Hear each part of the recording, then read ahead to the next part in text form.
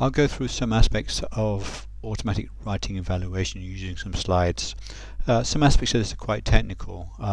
Basically, want to give you an idea of what's behind some of these systems. First of all, we mentioned this in the reading. Why we might need this. We have lots of process approaches writing these days. They're quite dominant. People are using words, so there's multiple drafts which teachers are looking at. So there's kind of a lot of writing around. And also writing is one way to demonstrate proficiency, so there's kind of idea about testing. And so when we look at these systems, we're thinking about both a testing angle and also just giving feedback to the students and complementing what the teachers will do. This is from Warshauer and Page reading, and just talks about the different companies and their products. So there is this kind of commercial angle to this. Some of it is fairly big business, and that also means that there's some promotional elements to this. And if we look at the software engine here, we'll have E-Rater for the ETS thing. And this intelligent essay assessor for the Pearson group. And then for the evaluation mechanisms, it's not telling us very much. AI, natural language processing, latent semantic analysis. It's kind of a little bit kind of promotional words there. Although we'll look at this latent semantic analysis just a little bit to give you some idea. And then here's a kind of what kind of feedback can you get? A kind of a score, and then maybe some individualized feedback as well. This slide I think is quite important. This just kind of shows the results of these systems, presumably under good conditions, and thinking about whether it's possible to have automatic writing evaluation. These figures show that essentially over here you have the inter-rater scores for correlation, exact score agreement, or within the exact score or the adjoining score. We have these kind of figures here for human to human rater, and here you have the figures for computer to human rater, and you see that adding one computer to the mix is just like adding one human to the mix, that the kind of reliability and so on is the same for the automatic writing evaluation as it is for a human. So in that sense, the computer's doing as well as the human rater. We mentioned this earlier too. Thinking about proficiency levels and what kinds of features you can look at, and the different evaluation systems use different features, different methods. One set of features are kind of easy for us to understand is kind of surfacey features, word structure, kind of lexical items, part of speech, sentence structure. And the latter two, part of speech and sentence structure, require some kind of part of speech tagging or sentence parsing. And typically scores are higher with more words. The longer the writing, the better it usually is, with more words, more subordination, more passives, normalizations, and prepositions. So there are kind of a set of features there you could run off. And then there are kind of more sophisticated analyses, slightly deeper, trying to get kind of less surfacey aspects of the writing. The cohesion analysis, latent semantic analysis, and move analysis. And we'll just talk a little bit about these. I say it gets a little bit technical, but I just want to give you a sense of what's going on. So this paper here by Crossley McNamara looked at kind of cohesive features, saying that cohesion, the kind of linking within writing is very important, and then these authors are looking for ways of capturing cohesion. Things like synonyms or connectives or kind of word overlap. And there's actually this kind of co-metrics software, and this is just available on the web, and you can cut and paste in a piece of writing and get a kind of cohesion analysis. So here I just put in one of the articles from that TOEFL sample, and here on the right you see all these kind of scores for all these different kinds of things. It's quite, and as you see, this is just the end of it, so it's like a readability index down here and various other things up here, concreteness for content words, etc. So there's like 100 odd different parameters here and the score for each. It's pretty hard to interpret those, and so I suppose I'm just showing you that there are different measures for cohesion. I couldn't actually see, when I tried this on the different levels, I couldn't actually see any correlation between the results on these measures and the different levels. However, Crossing McNamara do claim there is some correlation. So here's some of the features that they're using over here, and then here's the kind of correlation, a kind of inverse correlation. So they're saying for these kind of variables, then there is some correlation essentially between the cohesion score, these different kinds of scores, and the kind of essay grade or the level of proficiency.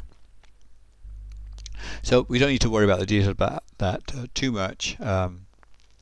So let's move on. Look at another one of the complicated issues, which is called latent semantic analysis.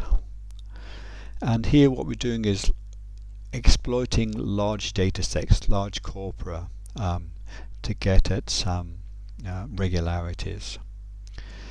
So here what we're trying to do is kind of find similarities in word meaning automatically, and the way we do that is have a series of passages or text or paragraphs or whatever you want, and so for each word you just count the number of occurrences in that paragraph.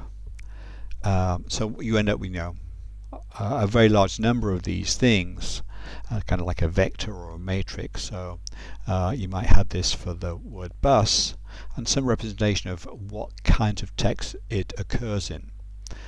And then there's various techniques for kind of judging the similarity of these vectors. You get some kind of dimension reduction software and so on. It's quite complicated, but quite standard.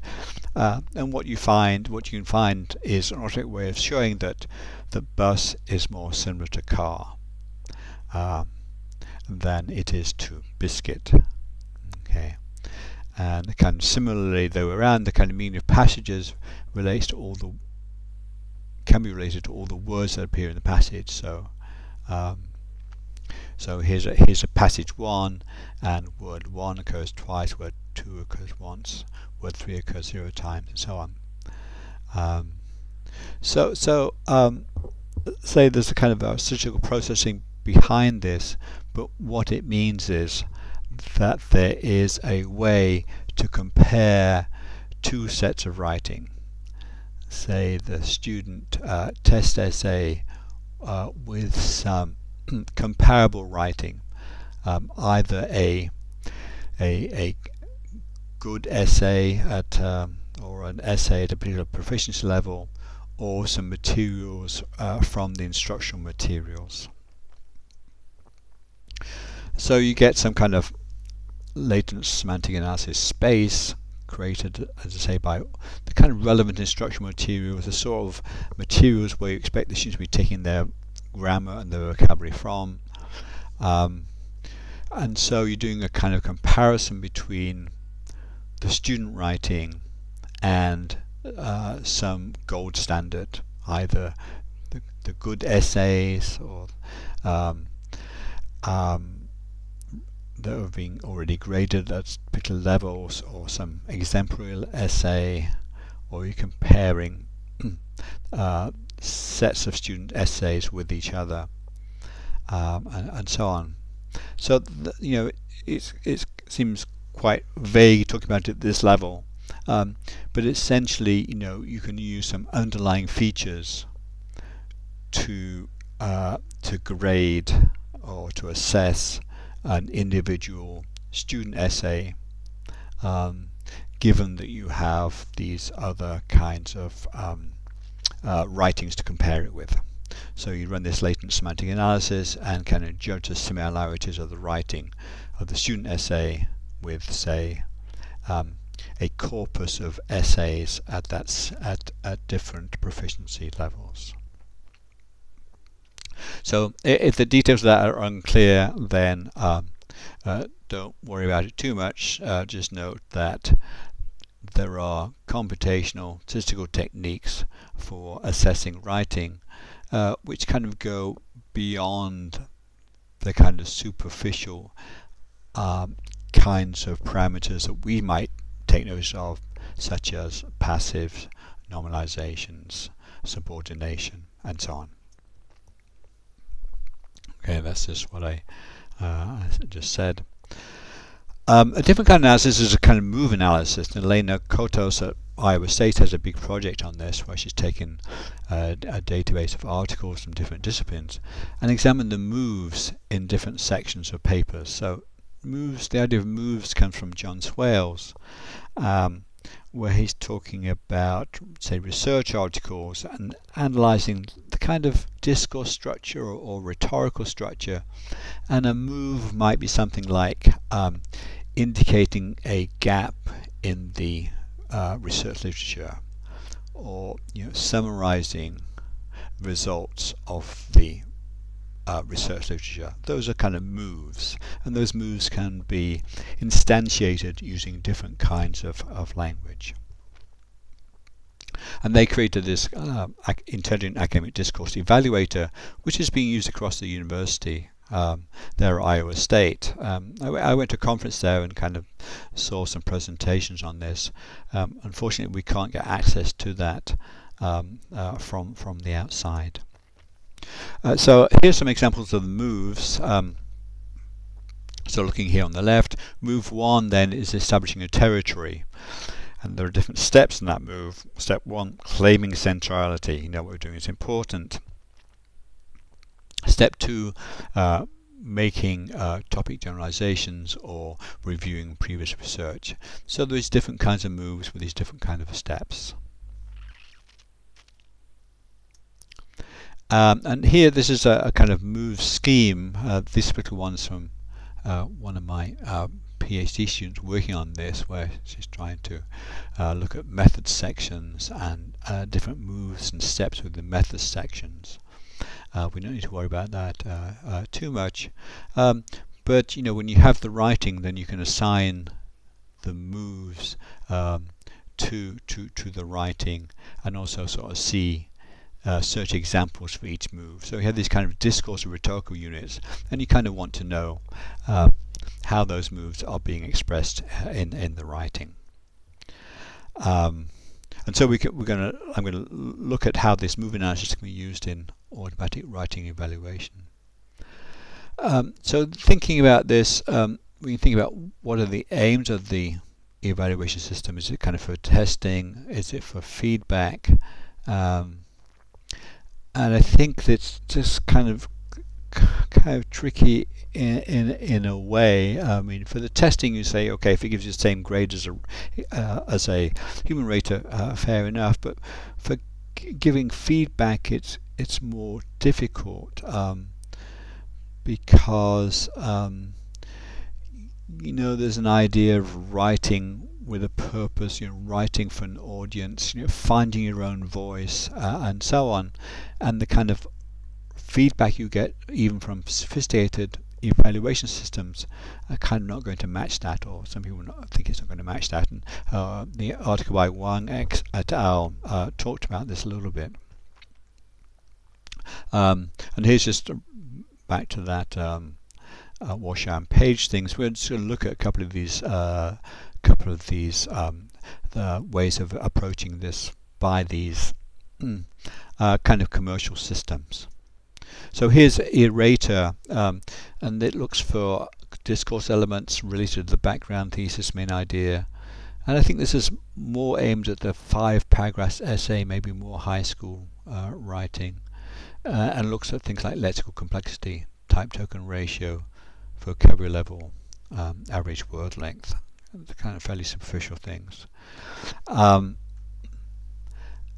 And you have a kind of prompt specific vocabulary, so that is, the prompt that the test students are writing about corresponds to the prompt for which there are a number of essays in their system, so they can do the comparison, that kind of vector analysis I was talking about. And as always, essay length is important. One thing you can do, again this is kind of statistical, is once you have all the features you want to look at, you can do some statistical analysis to find out how to weight those features to give a system that gives the best results. So essay length, word length is quite an important feature. So in your mix of parameters, you want to weight that one quite highly, and more highly than rating, say, the use of passive voice. But again, that's kind of thinking about the assessment more than the feedback. Writing teachers don't want to sort of say to give us feedback the idea of write more, just write more. They kind of want to say more than that, respond more as humans, as readers, to what the students have written. This is a Pearson one. I just took this from their website, and they have this, they claim this underlying knowledge analysis technologies,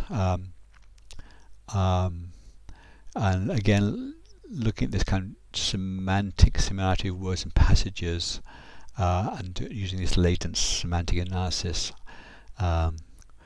which can then understand, in quotes, the meaning of text, much the same as a human reader. Well, that's kind of promotional material.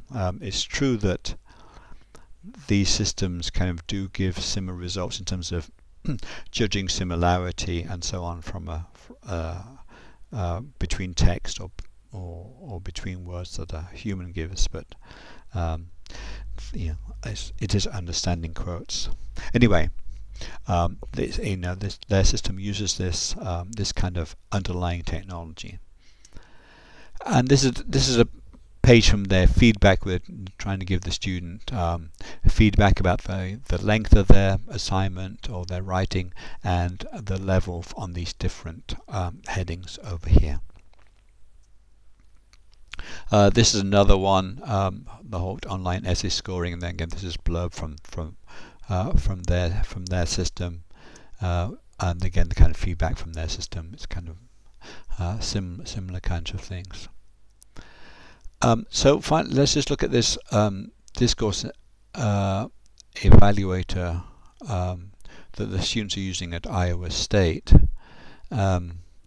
So you have this move animated corpus, and you have the different articles and the different disciplines. So the students of engineering can get a different idea about move analysis from the students in sociology.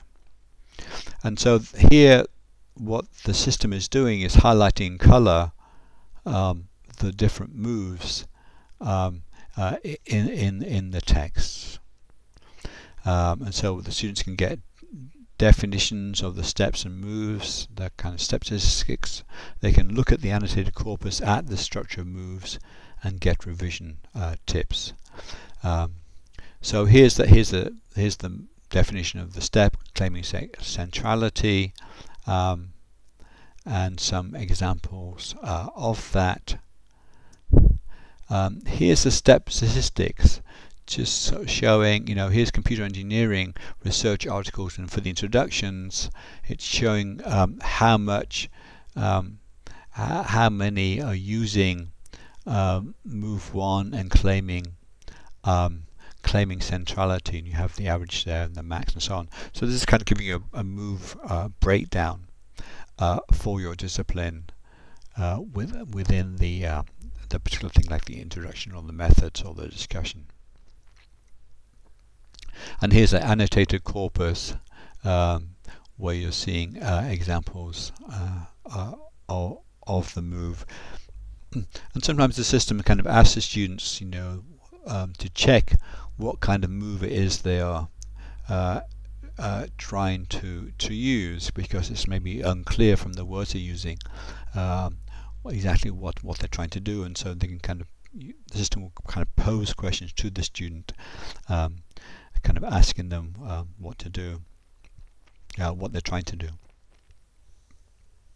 And then here's a kind of analysis, sort of saying, well, you're not using this move as much as is typical for your genre, or you're overusing this other move, and so on. So that's kind of move-based analysis, writing analysis, which I think is quite interesting. Although again, if you think about your own writing, especially if you're native speakers, then to what extent do you think about moves explicitly when you're writing? Probably not so much. You just kind of have an idea about how to write a assignment or research essay, and you kind of do it, and the move structure is kind of implicit in it. So we wouldn't want the students to end up with some kind of very mechanical move structure in their writing. So there are some concerns there, which have been expressed. This is the commercial system, so that's in the link on the web page, and this is the kind of thoughts I had about writing evaluation and what it means to be writing for a reader, and responding to readers rather than responding to automatic writing evaluation. Okay, so as I say, there's some complicated parts in that, but I think the slides and the readings give you a good overview of the system and the potential, and also some of the issues related to automatic writing evaluation.